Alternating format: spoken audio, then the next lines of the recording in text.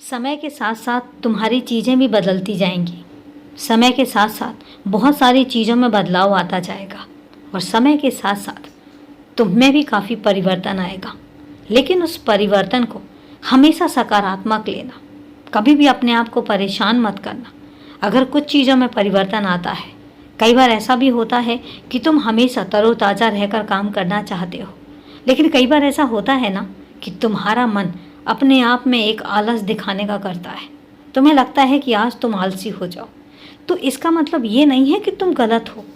कभी कभार अगर तुम्हारे मन में कुछ ना करने की भावना आती है तो कोई बात नहीं, आराम करो, आलस दिखाओ, क्योंकि तुम्हारे शरीर की ये ज़रूरत है और हर शरीर की ज़रूरत होती है कि अगर वो पूरा काम करते हैं तो उनको आराम करने का भी अधिकार है, तुम्हारा भी अधिकार है।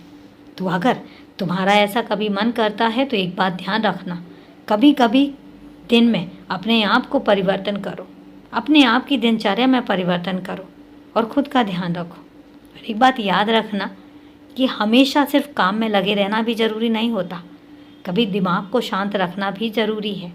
मेरा मतलब ये है कि तुम्हारा जो दिमाग पूरे समय दौड़ता रहता है, हमेशा कुछ ना कुछ सोचता रहता है, एक बात याद रखो, कभी इसको शांत रखो, शांत तरीके से सोचो और ना भी सोचो तो खाली बैठकर सिर्फ अपने आप को और अपने दिमाग को आराम दो।